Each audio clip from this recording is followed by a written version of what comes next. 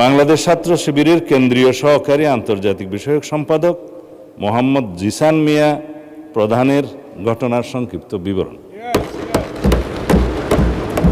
মাননীয় স্পিকার, উল্লেখিত বিষয়ে আমি মহান জাতীয় সংসদকে অবহিত করছি যে গত 11 জুন 2026 তারিখ রাত 8:30 কুমিল্লা জেলার দাউদকান্দি বাজার হতে বাংলাদেশ ছাত্র শিবিরের কেন্দ্রীয় নেতা, যার পদবি সহকারী আন্তর্জাতিক বিষয়ক সম্পাদক মোহাম্মদ জিসান মিয়া প্রধান নিখোঁজ মর্মে 12/6/2026 খ্রিস্টাব্দে দাউদকান্দি থানায় এসে তার পক্ষে মোহাম্মদ রাসেল আহমেদ, ঠিকানা স্থায়ী ও বর্তমান বীরবাগ গোয়ালি ইউনিয়ন বটেশ্বর থানা দাউদকান্দি জেলা কুমিল্লা, মোবাইল নম্বর বললাম না আছে, একটি নিখোঁজ জিডি করেন।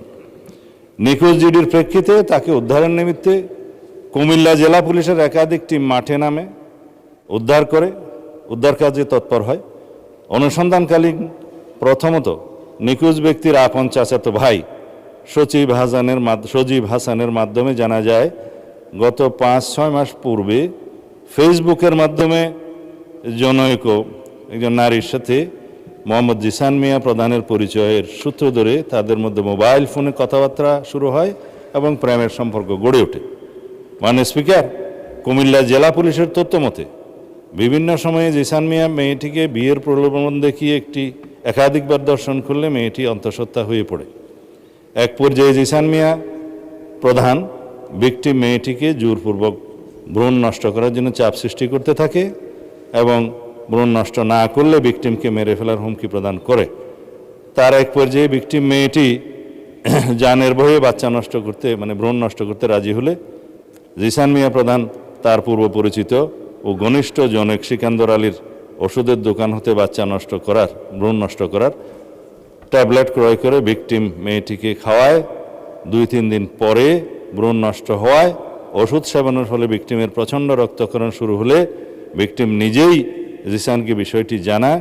তখন জিসান তার আপন চাচাতো ভাই সজীবের মাধ্যমে পুনরায় একই ফার্মেসি হতে ওষুধ সংগ্রহ করে ভিকটিমের বাড়িতে পৌঁছে দেয়। ওষুধ সেবনের পর রক্তক্ষরণ বন্ধ হলে ভিকটিম জিসানকে বিয়ের জন্য চাপ সৃষ্টি করে।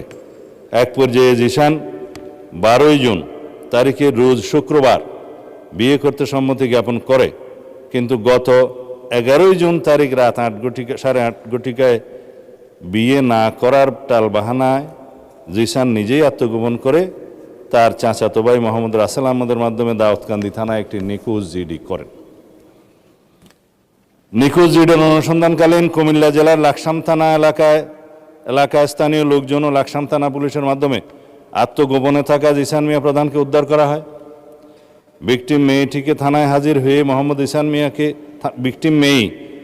মেয়েটি থানায় হাজির হয়ে মোহাম্মদ জিসান মিয়া প্রধানকে 1 নম্বর আসামি করে ধর্ষণে সহযোগিতা এবং ভ্রূণ নষ্ট করার অভিযোগে অপর 3 জন যথাক্রমে মোহাম্মদ সজীব হাসান, সিকান্দর আলী ও মোহাম্মদ গোলাম রব্বি সহ মোট 4 জনের নাম উল্লেখ করে এজাহার দায়েরের প্রেক্ষিতে দাউদকান্দি মডেল থানার মামলা নম্বর 13 তারিখ 13/6/2026 খ্রিস্টাব্দ ধারা নারী ও শিশু নির্যাতন দমন আইনের 9(খ)/30 তৎসহ 313, 506 এবং 34 পেনাল কোড রুজু করা হয়। বর্তমানে মামলাটি তদন্ত অব্যাহত আছে।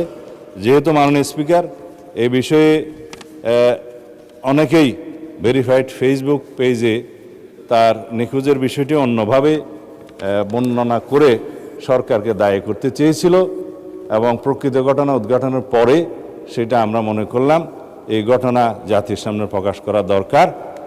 আমি এই মহান জাতীয় সংসদের মাধ্যমে এটা প্রকাশ করলাম। ধন্যবাদ মাননীয় স্পিকার।